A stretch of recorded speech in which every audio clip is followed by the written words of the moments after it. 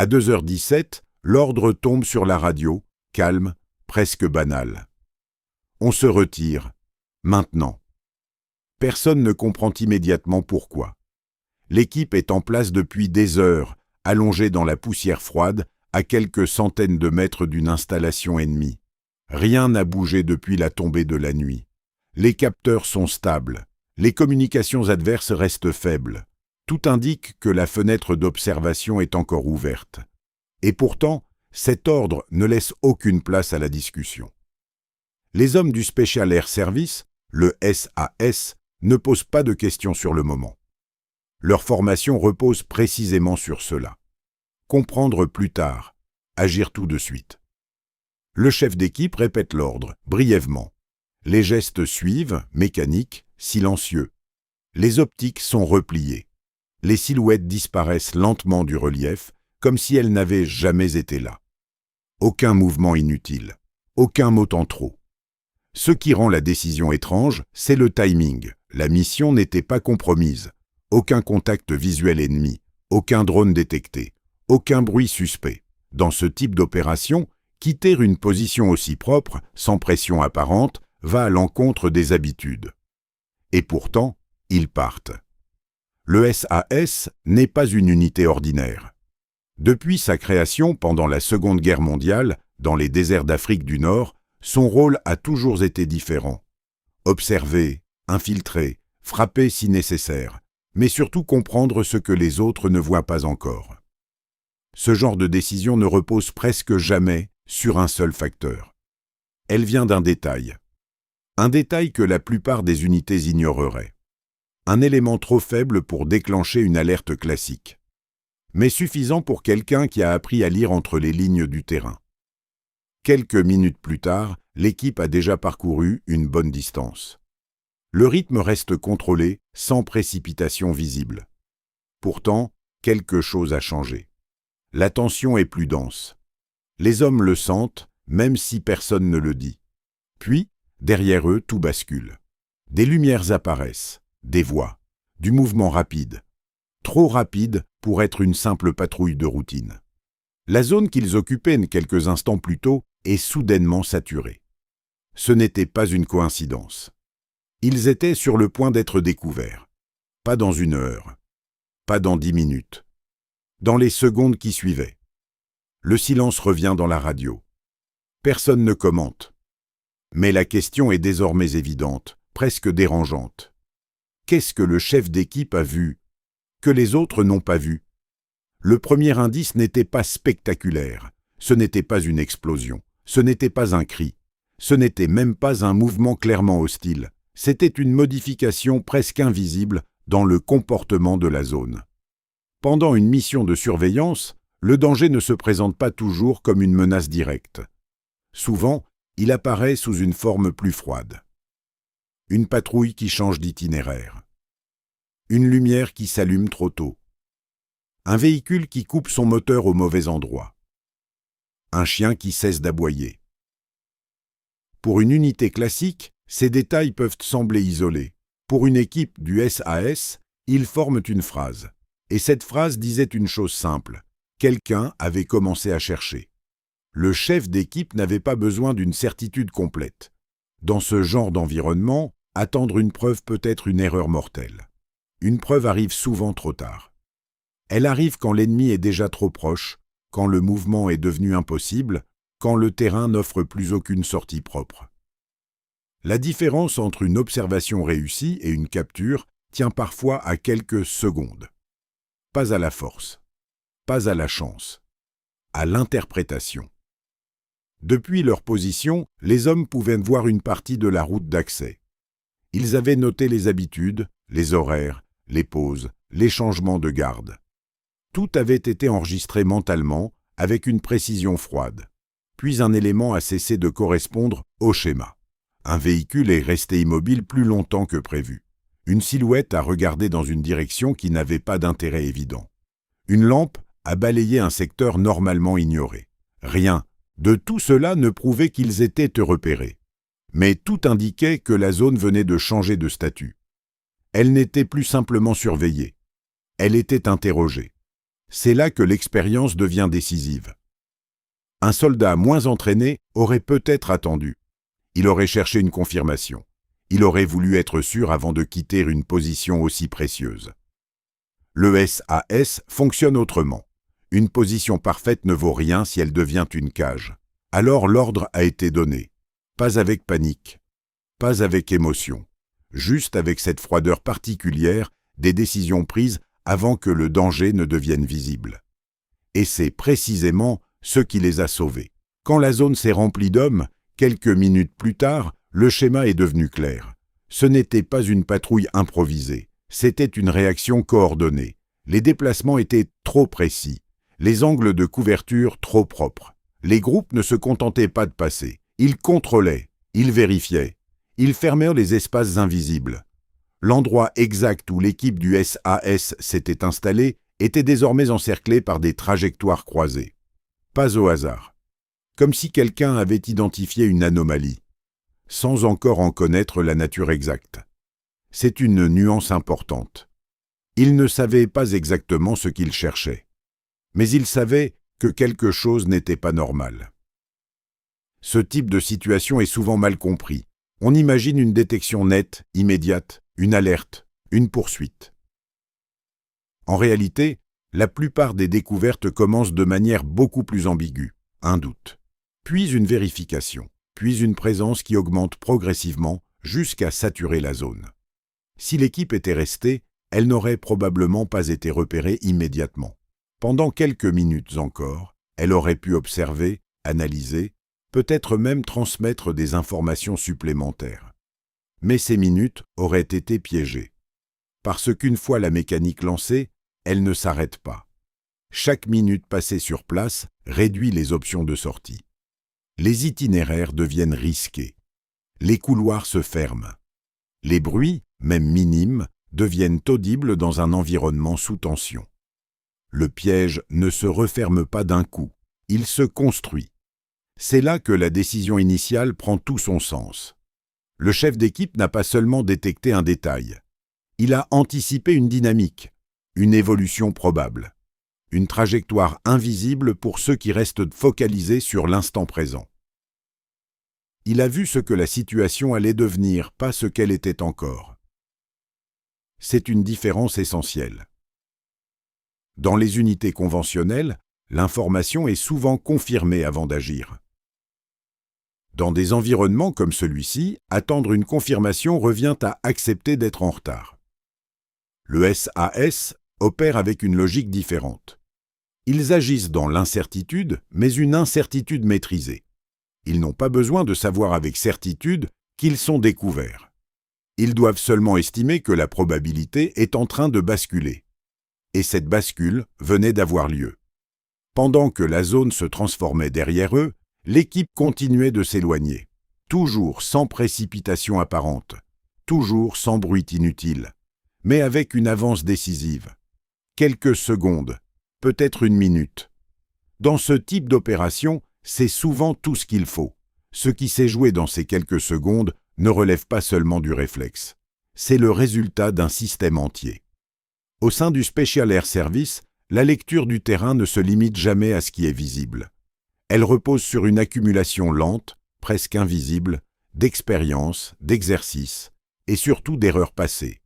Chaque mission, réussie ou non, laisse une trace.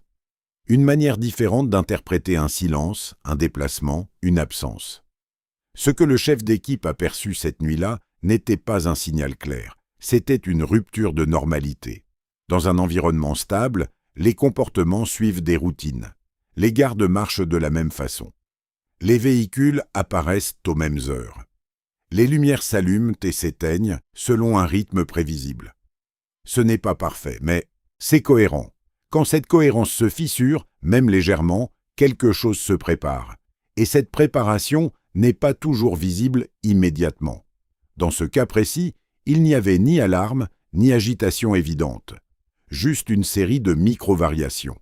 Un angle d'observation modifié. Une pause trop longue. Une direction regardée sans raison apparente. Pris séparément, ces éléments ne signifiaient rien. Ensemble, ils dessinent une tendance. C'est cette capacité à assembler des fragments faibles qui distingue certaines unités, non pas parce qu'elles voient plus loin, mais parce qu'elles acceptent d'agir avant d'avoir une image complète. Cette approche peut sembler contre-intuitive. Quitter une position parfaite, sans preuve tangible, peut donner l'impression de perdre une opportunité. Dans certains cas, c'est vrai. Mais dans d'autres, c'est ce qui évite une capture, ou pire. Le SAS a construit sa doctrine autour de cette idée simple, survivre pour continuer à observer. La mission ne s'arrête pas à un point précis sur la carte. Elle s'inscrit dans une durée plus longue. Perdre une équipe pour quelques minutes d'informations supplémentaires n'a aucun sens stratégique. C'est pour cela que la décision a été prise sans hésitation, pas parce que le danger était évident, mais parce qu'il devenait probable. Et dans ce type d'environnement, la probabilité est souvent plus importante que la certitude. Ce qui est frappant, c'est que rien dans les images ou les rapports bruts ne permettrait de comprendre immédiatement ce choix. Un observateur extérieur aurait vu une situation calme, stable, sans menace directe. Mais le terrain ne ment pas. Il parle simplement à un niveau plus discret. Et cette nuit-là, quelqu'un a su l'écouter. Ce type de décision ne s'improvise pas sur le terrain. Il est construit bien avant. La sélection du Special Air Service est connue pour être l'une des plus exigeantes au monde. Mais ce qui compte, au-delà de la résistance physique, c'est la manière dont les candidats apprennent à penser, à interpréter, à décider sans attendre une validation extérieure. Pendant les phases de sélection, les erreurs ne sont pas toujours visibles. Il ne s'agit pas seulement de rater un objectif. Il s'agit de mal lire une situation, de rester trop longtemps au mauvais endroit, de ne pas sentir le moment où un environnement bascule. Et ces erreurs sont immédiatement sanctionnées. Pas parce qu'elles sont graves en elles-mêmes, mais parce qu'en opération réelle, elles ne pardonnent pas. L'entraînement pousse les opérateurs à fonctionner dans des zones d'incertitude constante. Cartes incomplètes, informations fragmentaires, communication limitée, rien n'est jamais parfaitement clair. Dans ces conditions, attendre une certitude devient un luxe dangereux. Les exercices reproduisent ce stress de manière contrôlée. Les instructeurs introduisent des anomalies, des changements subtils, parfois insignifiants en apparence, et observent qui les détecte et surtout qui agit en conséquence. Certains candidats voient les détails, mais hésitent, d'autres ne voient de rien et restent immobiles. Ceux qui réussissent sont différents. Ils acceptent de prendre une décision avant d'avoir toutes les réponses. Pas au hasard, mais sur la base d'un instinct construit, lentement, par l'expérience. Ce mot, instinct, est souvent mal compris. Il ne s'agit pas d'une intuition vague ou irrationnelle, c'est une reconnaissance rapide de schémas déjà rencontrés. Une capacité à dire « quelque chose ressemble à une situation dangereuse », même si les éléments ne sont pas encore complets. Dans le cas de cette mission, le chef d'équipe n'a pas improvisé. Il a reconnu une configuration. Une accumulation de signaux faibles qui, ensemble, correspondaient à un moment précis, celui où une zone commence à être sondée, testée, analysée par l'adversaire. C'est un moment instable, un moment où tout peut encore passer inaperçu, ou basculer très vite, et c'est exactement à cet instant qu'il a choisi de partir. Pas trop tôt, pas trop tard, juste avant que la situation ne se referme. Ce timing ne vient pas de la chance. Il vient d'années passées à apprendre quand ne pas rester. Ce moment précis, celui où « il faut partir », est au cœur de toute doctrine d'infiltration. Rester est souvent plus facile. Une position est déjà établie, les repères sont connus, les angles d'observation sont optimisés. Tout est en place pour continuer la mission. Quitter cet avantage demande un effort mental particulier, presque contre-intuitif. Car partir, c'est accepter de renoncer. Renoncer à des informations supplémentaires. Renoncer à une position parfaite. Renoncer à une opportunité qui semble encore ouverte. Mais dans les unités comme le Special Air Service, cette logique est inversée. Le vrai risque n'est pas de partir trop tôt, c'est de partir trop tard. Une fois que la zone commence à être activement interrogée par l'adversaire, le temps ne s'écoule plus de la même manière. Chaque seconde passée sur place augmente les chances d'être repéré. Non pas à cause d'une erreur évidente, mais à cause de la densité croissante des observations ennemies. Plus d'yeux, plus d'angles, moins d'espace mort. Dans ce contexte, même une équipe parfaitement immobile finit par devenir visible. Pas directement, mais par accumulation. Un bruit léger, une trace au sol, une silhouette qui ne correspond pas au décor, rien de suffisant seul, mais suffisamment pour déclencher une suspicion plus précise. C'est ce qui rend ces situations si dangereuses. Le piège ne repose pas sur une détection brutale. Il repose sur une convergence lente. Et une fois que cette convergence est en place, l'issue devient presque inévitable. C'est pour cela que la décision du chef d'équipe est essentielle. Il n'a pas attendu que les éléments deviennent évidents.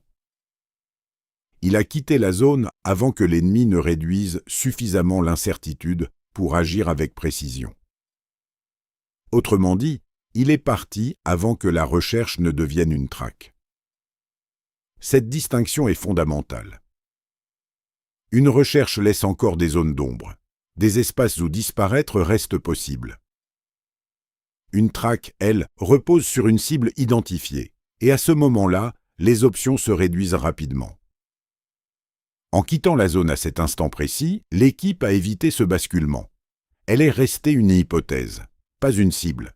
Et dans ce type d'opération, rester une hypothèse est souvent la meilleure forme de survie. Une fois hors de la zone immédiate, la mission ne s'arrête pas. Elle change de forme. L'équipe ne court pas. Elle ne cherche pas à mettre le plus de distance possible, le plus vite possible. Ce serait une erreur.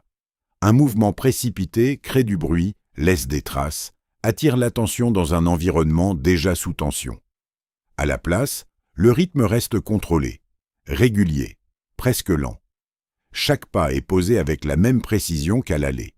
C'est une autre idée centrale dans la doctrine du Special Air Service. Sortir d'une zone dangereuse ne signifie pas échapper immédiatement au danger.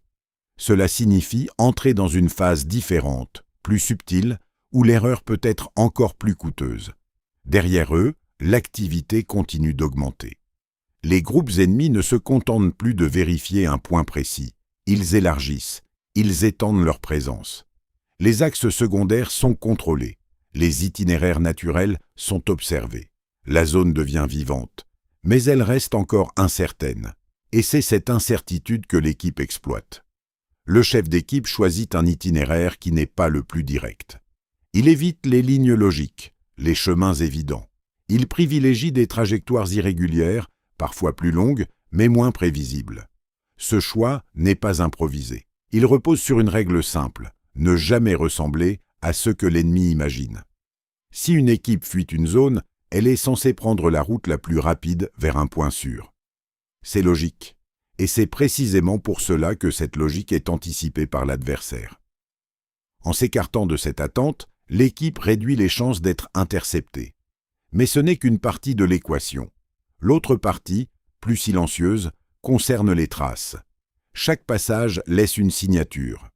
Une empreinte, une perturbation du sol, une branche déplacée, un détail presque invisible. Dans un environnement normal, ces éléments passent inaperçus.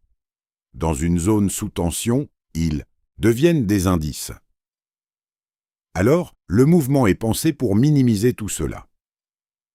Changer de surface, varier les appuis, utiliser le terrain plutôt que le subir.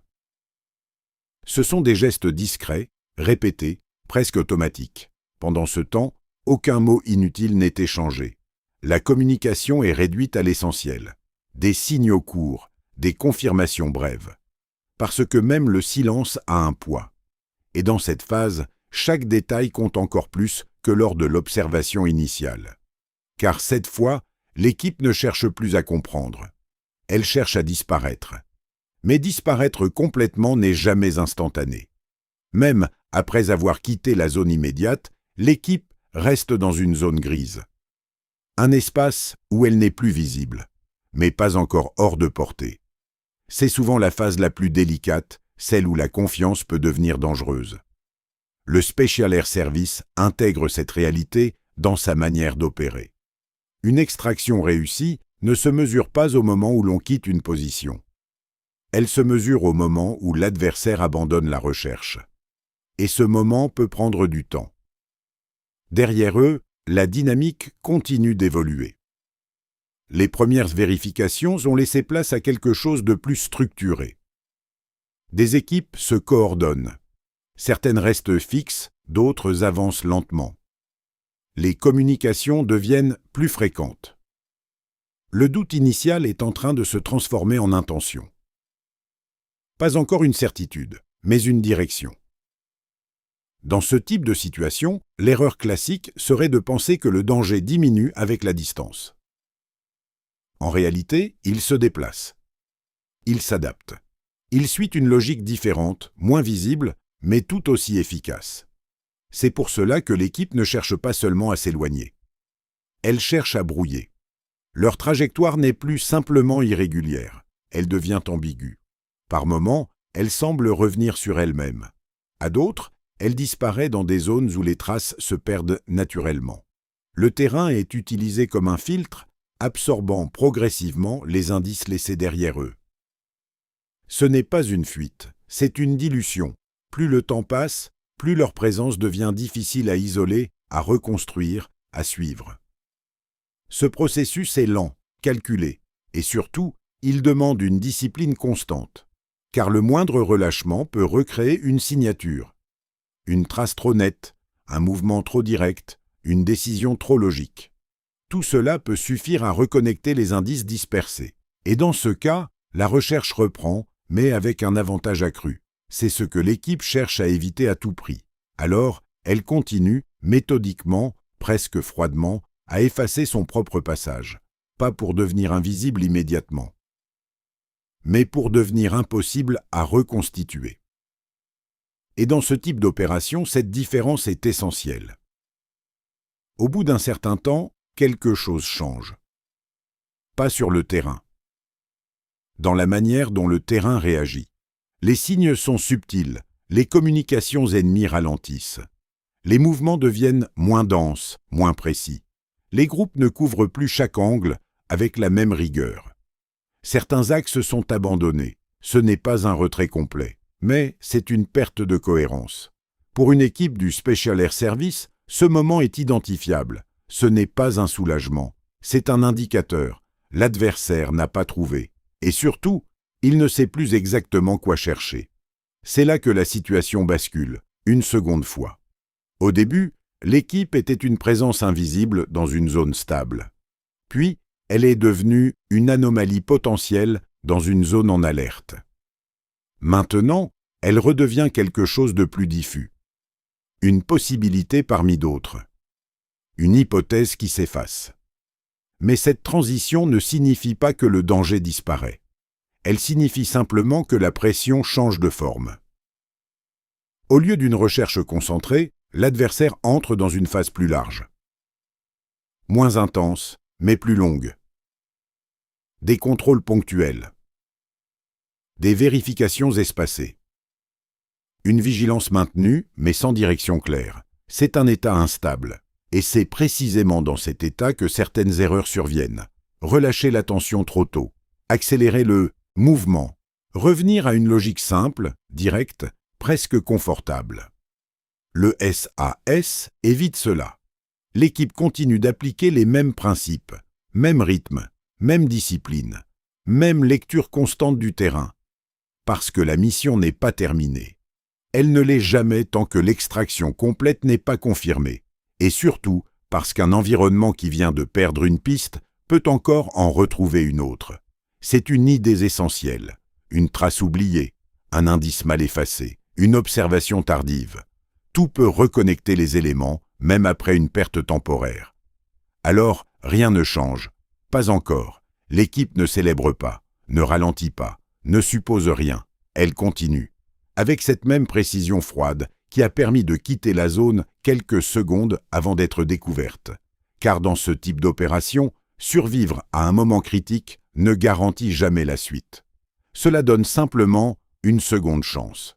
Plus tard, quand l'extraction est enfin confirmée, il n'y a pas de réaction particulière. Pas de soulagement visible.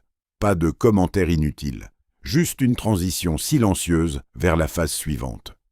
C'est souvent là que l'on pourrait croire que tout s'est joué sur le terrain dans ces quelques secondissimo décisives. Mais pour le Special Air Service, ce moment n'est qu'une conséquence. La véritable décision a eu lieu bien avant.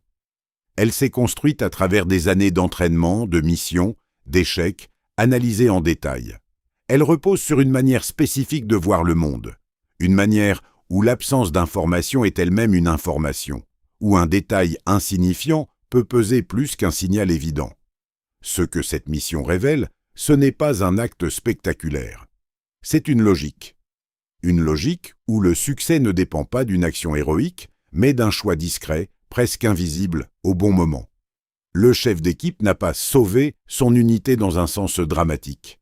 Il a simplement refusé de rester quand la situation cessait d'être stable. Et cette nuance change tout.